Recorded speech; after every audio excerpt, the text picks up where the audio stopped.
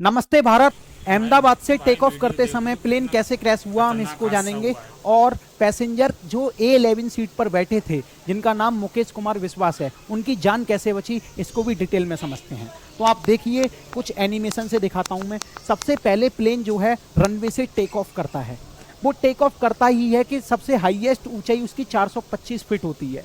425 feet ऊपर जाने के बाद कोई इसमें ऐसी खराबी आती है जिससे सिग्नल भी ब्रेक हो जाता है और ट्रांसपोंडर भी रेस्पॉन्ड नहीं कर रहा होता, तब ये डिक्लाइन हो जाता है, नीचे की तरफ जाता है, झुक जाता है और कुछ ही सेकंडों बाद 40-50 सेकंड के बाद एक मेडिकल कॉलेज की हॉस्टल वाली बिल्डिंग में घुस जाता है। ये हादसा 1:50 पे मेघानी नगर अहमदाबाद में होता है।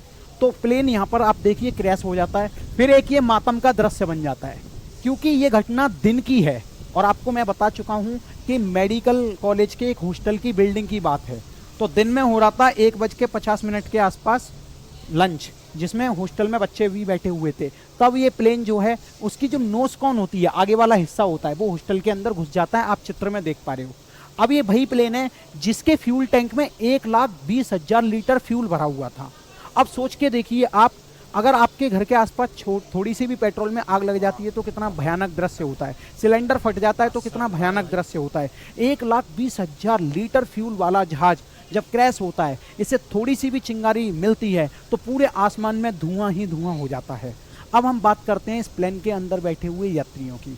इस प्लेन में बैठे हुए तो 242 यात्री, जिनमें से एक हमारे सामने जिंदा आ चुके हैं, जिनका नाम है, आप इनकी शक्ल देख रहे हो, रमेश विश्वास कुमार। ये इनकी टिकट है।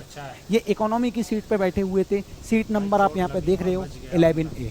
इनकी जान कैसे बची पहले मैं आपको समझाता हूँ। देखो, सबसे पहले हमें विमान का स्ट्रक्चर समझना पड़ेगा, जब हमें समझ में आएगा कि उनकी जान कैसे बची। तो ये एयर इंडिया का बोइंग 787-8 विमान था, जिसमें आप इंटीरियर देख सकते हो। उसका आगे कैबिन होता है, आप सबको पता है। ये बिजनेस क्लास की सीट्स होती हैं। ये इकोनॉमी सेक्शन है पूरा।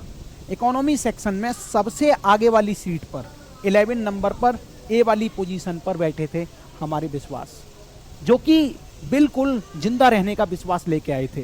क्योंकि उन्हें ये तो अंदाजा हो गया था कि प्लेन में कुछ गड़बड़ हो गई है, अंदर अफरा तफरी होने लग गई थी बहुत ज़्यादा, है ना, डगमगा भी रहा था बहुत ज़्यादा प्लेन। तो उन्होंने क्या किया, क्योंकि ए सीट के पास ही होता है इमरजेंसी गेट, तो ये इमरजेंसी गेट को खोलकर वहाँ से कूद जाते हैं और धुएं से बाहर निकलते हैं और पुलिस वालों से बोलते हैं कि मैं तो जिंदा हूँ, मेरी मदद मेरे भाई को ढूंढने में कीजिए। अब ये बात सुनकर सब लोग भौचक्के हो गए, क्योंकि हादसा तो बहुत बड़ा था। 242 लोग, जिनमें क्रू मेंबर्स, पायलट सब शामिल थे, उनमें से केवल ये एक व्यक्ति अपने पैरों से चल के आता है। थोड़ा सा हम इस स्ट्रक्चर की बात करते हैं कि आखिरकार क्या खराबी रही होगी जिसकी वजह से ये विमान क्रैश हुआ। तो देखो, आप सबको पता है एयर इंडिया का विमान जिसमें 242 पैसेंजर 40 सेकंड तक हवा में रहा, फिर डिसेंट बिलो हो गया, यानी कि नीचे की तरफ आया और हॉस्टल में घुस गया। वैसे तो 11 साल के करियर में बोइंग की कंपनी जो है उसका कोई भी विमान क्रैश नहीं हुआ, लेकिन इस विमान की बात करें तो इसको चलाने वाले जो कैप्टन थे वो भी बहुत शानदार थे, एक्सपीरियंस्ड थे, क्योंकि उनके फ्लाइट्स आर 8200 थे। अगर वेदर की बात करें तो दिन का समय था, अहमदाबाद जगह थी, वहाँ शांत माहौल था, हवा भी बहुत तेज़ नहीं थी, तो वेदर भी एकदम सटीक था। विजिबिलिटी भी अच्छी थी, सूर्य की रोशनी थी, कोई दिक्कत नहीं। तो हो सकता है इसमें टेक्निकल कोई फेलियर हो सकता है कोई इंजन फेलियर हो गया हो।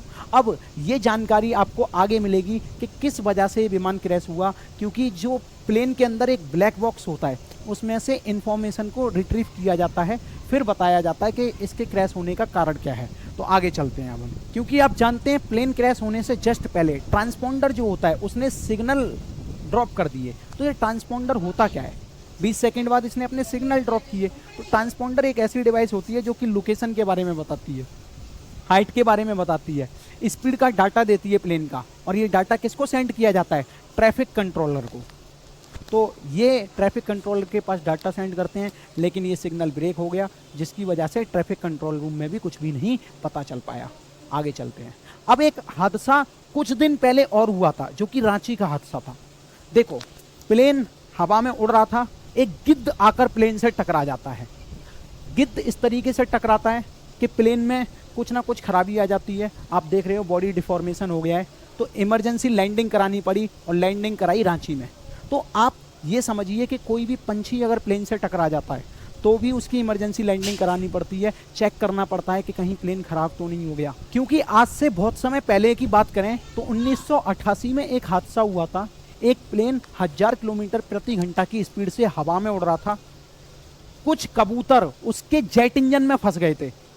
कुछ कबूतर जेट इंजन में जब फंस गए तो जेट इंजन में हो गया ग्लिच, जिसकी वजह से प्लेन हो गया क्रैश।